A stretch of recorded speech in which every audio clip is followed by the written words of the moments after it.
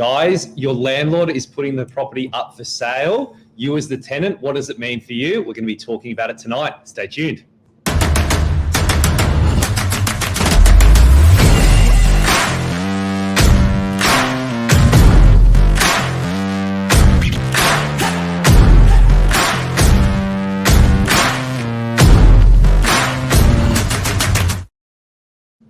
Good evening, Billy. Hey, oh my God, what's happened to my hair? Could have put more wax in it. How you going?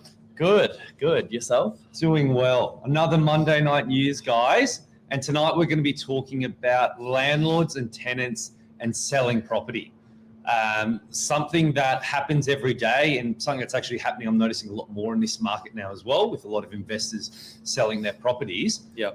And I think it's just good to know, this is useful for obviously landlords out there and definitely tenants as well, in terms of how does the process really work? What are your rights with it? And I guess from A to Z, what actually happens in that process? Because I guess for a lot of people as a tenant, you get that call, the agent calls you and says, hey, the landlord's thinking of putting their property on the market. And you go, well, what's next? And I think it's just good to be informed in terms of how the process works, so that way it's less of a daunting, scary time. It's definitely not a situation you find yourself in regular.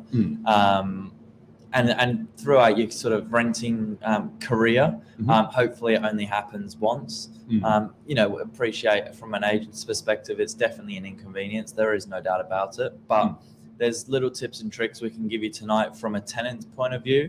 And I think from where we've seen our most successful campaigns go, what they have in common when you've got a tenancy in place. And I think that's important for an owner to recognize as well. Well, that's the thing, because at the end of the day, you're both in it together. Like, the tenant's part of that property, there's a lease in place, the owner wants to sell their property, and the owners have the right to sell their property with a tenant in there. And it's just about, I guess, obviously there's the letter of the law, but also both sides respecting each other, which doesn't always happen, unfortunately. And I think that if you can both be on the same page and have that understanding, it's a smoother transition. It's beneficial for the landlord, it's beneficial from the tenant, and there's no reason why it can't be an amicable process.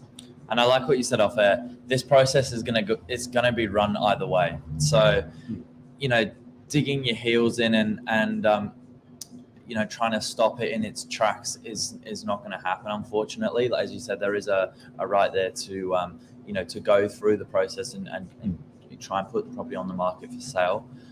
From a tenant's perspective, I think being upfront, if there's certain things that don't work early on, just some good old-fashioned communication over the phone is always helpful. Exactly. So guys, when you're signing your residential lease agreement, most lease agreements you'll see in there have clauses in terms of an owner's right to sell the property. So we don't know the legislation behind it, but have a look in there. There's normally the bits and pieces with it to give you guys an idea with the process of how it works. So us as agents, we get an owner that will contact us and say, hey, we want to be selling our property. They sign the agency agreement with us and go, yep, it's definitely going ahead. Can you reach out to the tenants and let them know? Normally we'll give the tenant a call and say, hey, this is the owner's intention to sell the property. This is the process that leading forward of what's going to be happening with it. And this is what we're going to be doing. This is how we're going to try and work together to make it happen. Because everyone's in a different situation. And as a tenant, to get that call, it sucks, because you go, oh, well, does that mean I have to move out? Or what does it mean for me? The biggest question I find we get asked initially is exactly that. Do I need to move out? How long have I got? How long have I got in the property as well? And so what we're finding is, first of all, if you're in a fixed term lease as a tenant, you're completely protected.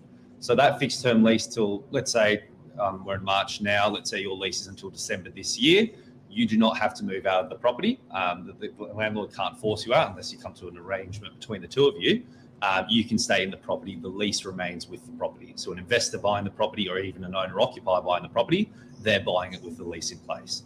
If you're on a periodic lease, a month to month, the vendor obviously can give notice to potentially ask you to vacate the property. In saying that's always the situation, even if it's not coming for sale as well. So when that agent gives you the call, they'll normally run you through, this is a sales process. We're looking to get the photographer through at a certain time and the videographer and whatever access they're asking for. They do have to give you ample notice for that. So initially it's 2 weeks, and obviously we put it forward in writing as well. And then afterwards, the agent is entitled to reasonable access to be able to show the property for sale. Yeah. And reasonable access, there is nothing in black and white saying what reasonable access is, but generally it's a Wednesday and Saturday open home. For about half an hour each a piece.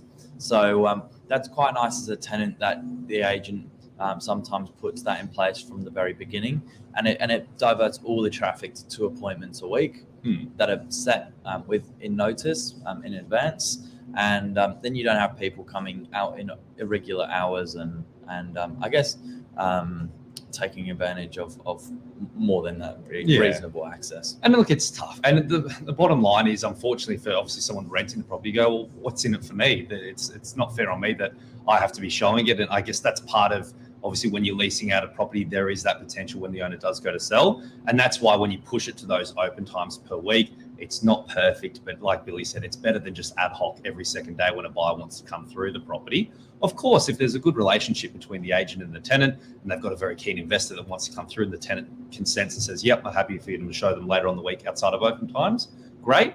But at least at a bare minimum, the agent can push the buyers to those open times and get them through as well. The biggest thing I find where it really works is when there's a clear line of communication. So to give you guys an idea, as agents, we in our team, we put together a WhatsApp group between us and the tenant. We put all that communication there, both obviously verbal and in writing as well. So that way everyone's across it, especially if there's multiple people on the lease. I find that it sort of falls down when an agent last minute goes saying, oh, but what about this? Or what about this? And it makes a quick phone call, doesn't follow up with the message in writing. And then the tenant forgets and it just gets messy. Keep your communication clear. And then that way, at least everyone's on the same page. Heaps of other questions we get are what happens with like my bond, what happens with my current lease agreement, if it's an investor that's purchasing and they choose to keep that tenancy in place, everything kind of rolls over in the transfer of ownership. So your rental bond, which is obviously managed through rental bond boards, it is transferred, the ownership is transferred.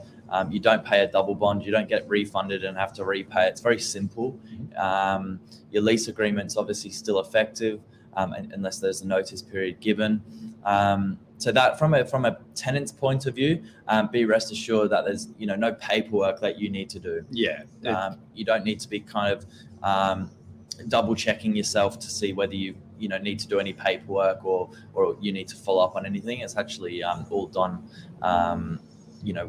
on the initial paperwork signed. Correct, exactly. And the same way, like when you're paying your rent as well, you don't need to worry about between the time of sale, when the property's sold and settlement as well, when adjustments come on settlement for a certain amount of rent to go towards the new owner, the old owner, that all gets done automatically. You just keep paying your rent. And then once the new owner takes over, if they've got the same property manager, different property manager, self-managed, whatever it might be, you'll then be given obviously notice in writing, hey, this is now where you're going to be starting to pay the rent to if it does change. To keep it simple there. And then also, guys, as a tenant, you don't feel locked in as well. I guess one of the benefits in terms of when a landlord does give you the notice is even if you are on a fixed term lease, you can give you notice to move out. You give 2 weeks notice and move out of the property. Even if your lease was, let's say, to the end of the year and it's towards the beginning of the year, you can give that notice there. So if you just go, look, this is not for me. I don't want to run the process. Respectfully. So I don't want people coming through my home, which you have the right to obviously make that move. You can obviously give your notice and then go and move as well. So you should never feel, I guess, trapped with it, if that makes sense, in terms of being stuck in the home. Yeah, that's true. And it's important to note a 30-day notice can be sent on from the vendor's instructions or new owner's instructions, rather than your traditional 90 days, 30 days once you're on the market with that initial notice of sale. Yeah, that's, I think, the main of it. Correct, exactly. Like, hopefully that's been a little bit helpful for you guys, just giving you, I guess, the rough pointers in terms of how the process goes about. And you can see the clear underlying theme with it. It's communication. There's the letter of the law, the notice periods and all that and so forth. But it's really about, and look, the bottom line is some agents aren't great with it either, in terms of just the same way some agents aren't great with selling properties. There has to be that proper communication. There has to be that level of respect there as well, where, like, as agents, we're going into people's homes, and with these guys here who's renting out the property, they're not the ones selling it, they're not the ones benefiting from it. So it's just about being respectful of that and trying to work the best we can. And the bottom line is, unfortunately, we're not always going to see eye to eye between the landlord and the tenant. that's just the nature of it when the sale process comes. But it's about trying to find that middle ground where both parties at least can feel like, hey, I'm being heard and I'm being looked at. Yeah, and there's definitely ways to try and negotiate around that. I think if you're struggling and you're on the market with an agency, or you're having difficulty working away around the tenant, there's definitely a process for it. There's definitely a skill behind it. We're very fortunate. Our local core market, we do we say maybe 40% investment properties, 60% owner occupiers, maybe 70-30. So we get a lot of experience around that. So if you're ever struggling, reach out, and happy to help. That's it. Guys, we hope it's been helpful tonight, running through it. Any other questions, pop it in there as well. Billy and I are happy to answer it, and have a good evening. Have a good night.